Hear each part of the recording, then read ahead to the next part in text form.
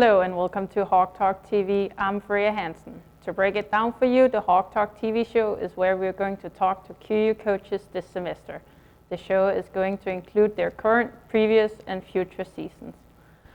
Today I have Brad Hoyt, the men's basketball head coach, with me. Thank you so much for joining us today. Thanks for having me. I'm looking forward to this. How are you doing? I'm good.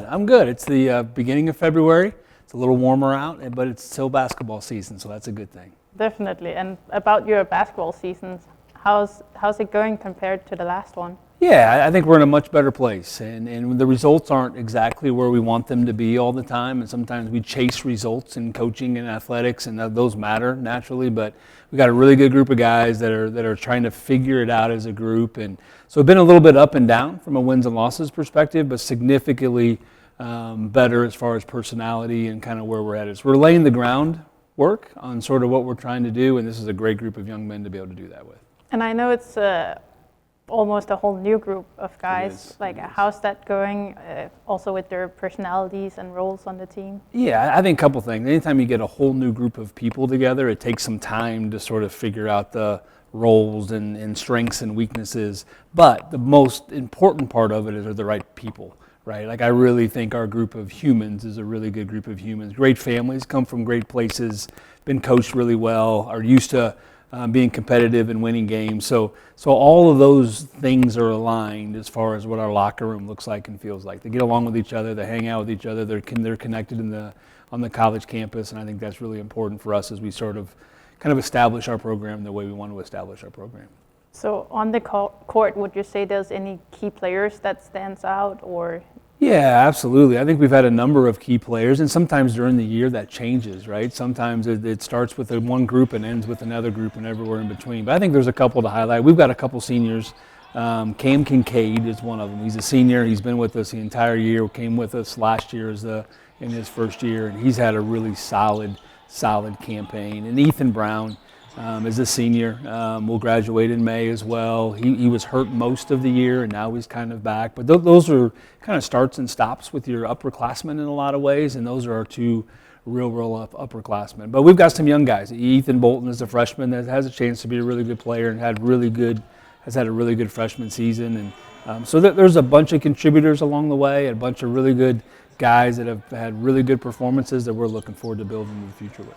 So, especially now you mentioned Ethan Bolton, Yeah. I noticed at least against Southwest Baptist that you guys like to use him a lot. Yep.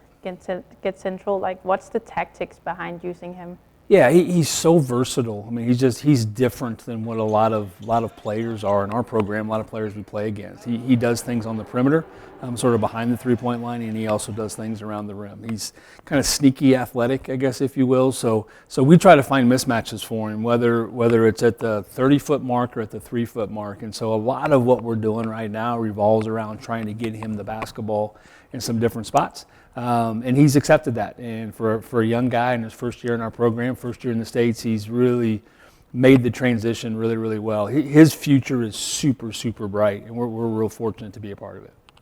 And now you have, unfortunately lost 2 games. What do you think went wrong? And yeah, I think there's a lot of things. Some of it's just the accumulation of the year. And when you're playing a lot of young guys, we're playing 4 freshmen and a sophomore a lot.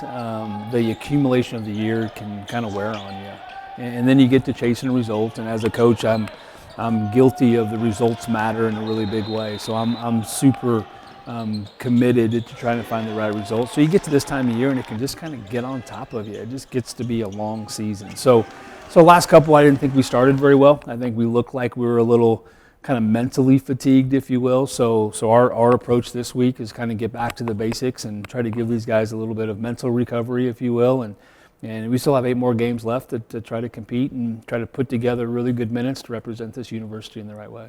So how do you keep your players motivated to keep going? Yeah, I mean, some of it's got to be internal, right? So, I mean, I think as coaches, we can do a lot of things externally and try to motivate them and give them an idea of where we're headed and talk about individual progress and try to individual goals. And we can do all of those things. And I can be fiery at times to try to kind of push that envelope a little bit, but it only works as far as your guys will allow it to work. And so there's got to be some internal motivation, some there's a reason these guys play this game, and it probably started when they were really, really young because they love to play this game. So we got to keep reminding them of that, understand how blessed and how fortunate we are to be able to play at this university and this community and represent the program, and then hopefully they've got enough internal love of the game and internal sort of competitive nature to be able to take what we're giving them and go on the floor and again, represent our program in the right way. Nice. So now that you guys are going to be on the training courts this week, are there anything specific you guys are going to practice to?